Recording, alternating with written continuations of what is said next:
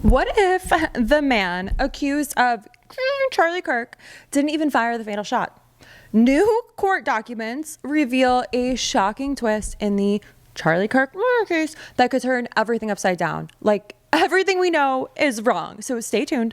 This could change everything that we thought we knew about that day at Utah Valley University. And real quick, I'm Lauren Paritra. We want to make sure you take a quick moment to make sure you're subscribed.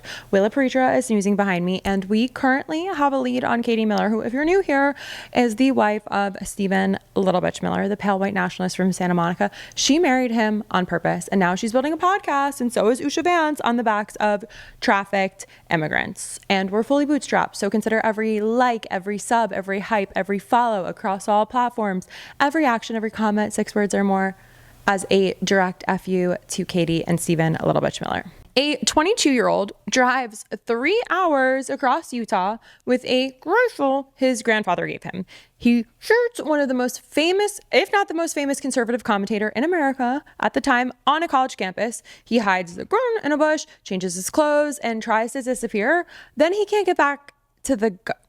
He texts his partner in a panic. He confesses to his father, allegedly. All of this is allegedly.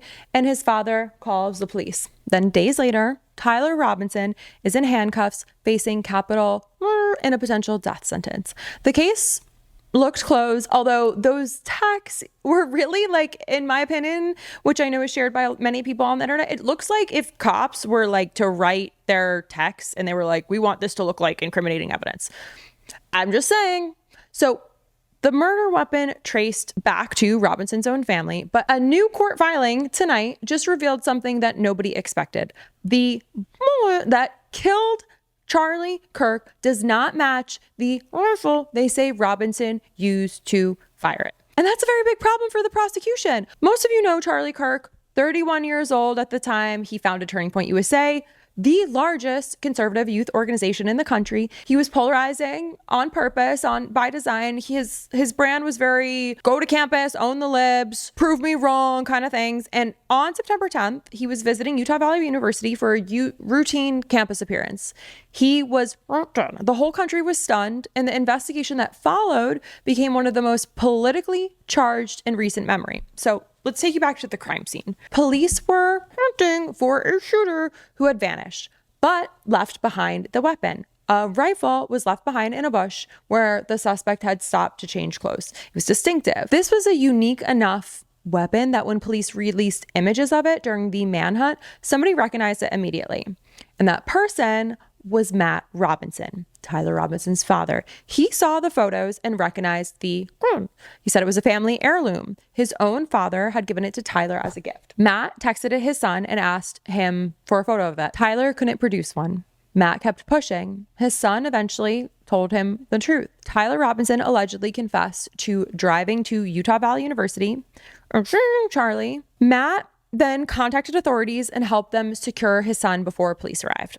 And then there's the text. So while Tyler was on the run, he was allegedly texting his roommate, Lance Twiggs. You guys remember this? It first came out in a way that was just like very chaotic and very typical, where we're just jumping the gun, no pun intended. And they were saying, the bullets are trans, the shooter is trans, he's a trans. Like, they just were trying to paint a very distinct picture when we didn't know much. Investigators noted inscriptions that had been engraved on casings found with the rifle. Inscriptions on a fired casing read, "Notices, bulges, capital OWO, what's this, question mark." Inscriptions on the 3 unfired casings read, "Hey fascist, exclamation point, catch, exclamation point." Tyler was allegedly texting his roommate, Lance. Those messages became a big part of this prosecution's case. In these texts, he wrote that the rifle was the only evidence he left behind. He said he went back for it, but the area was locked down. He described hiding it in a bush when he stopped to change outfits. He said he was worried about what his father would think when he couldn't return his grandfather's gun. Only thing I left was the rifle wrapped in a towel. This was what Tyler wrote in a text to his roommate. "How the hell will I explain losing it to my old man?" he told Twiggs, to then delete everything. The text messages were very odd. We've talked about it in great detail here.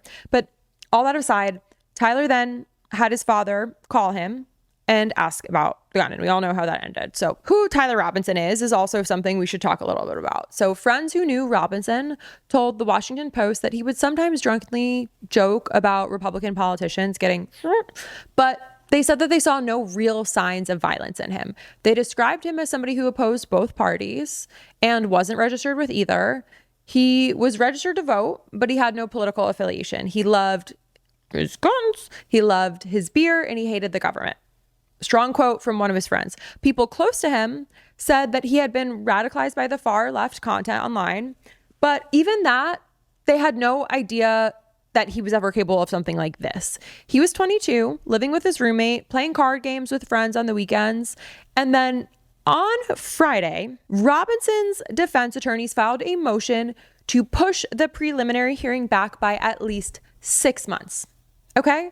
Inside that filing was something that caught a lot of people off guard. The ATF examined the bullet recovered during Kirk's autopsy, and then they examined the rifle allegedly linked to Robinson. They could not confirm that the bullet came from that.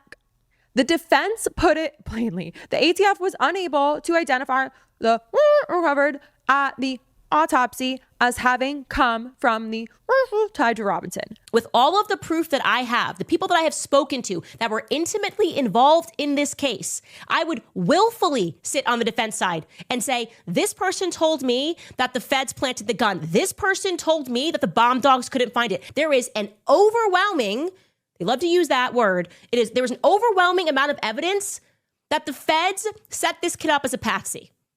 The firearm analysts who reached that conclusion may now testify for the defense as exculpatory evidence that points away from guilt. Okay, so we just talked about Joe Kent also willing to testify in defense of Tyler Robinson. We've been told that this individual, Robinson, is a lone gunman, and maybe he is. But the investigation that I was a part of, the National Counterterrorism Center was a part of, we were stopped from continuing to investigate. In a capital punishment case, the doesn't match the. And then there's complications from the DNA reports. Both of them found multiple contributors on items of evidence collected at the scene. The defense says properly analyzing those mixtures will require forensic biologists, geneticists, systems engineers, and statisticians, specialists who need significant time to determine whether federal agencies even followed correct scientific procedures in the first place. So at this point, prosecutors have turned over around 20,000 electronic files. This is like many scene files, 20,000 audio, video, and written documents. The defense says a thorough review will take hundreds of hours, and they haven't even finished cataloging what's missing yet. They say Robinson has not received the forensic case files his own experts need in order to challenge what the state has plans to present at the preliminary hearing. So this is what's going to come next. Robinson is due back in court April 17th. That hearing is going to focus on whether cameras are allowed in the courtroom. His defense has flagged that the pretrial publicity is a big concern. The president of the United States went on record calling for Robinson's execution before a single day of trial. That's the kind of thing that becomes a constitutional argument.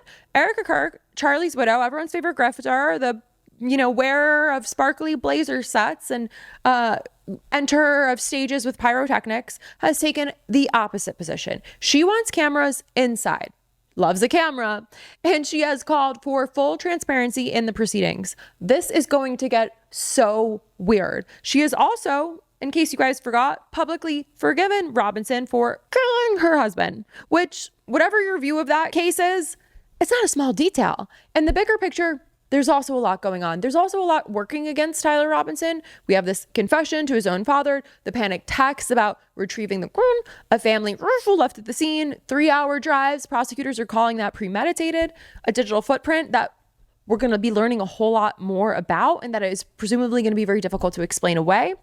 But the prosecution has to prove guilt beyond a reasonable doubt in a case where the state wants the death penalty.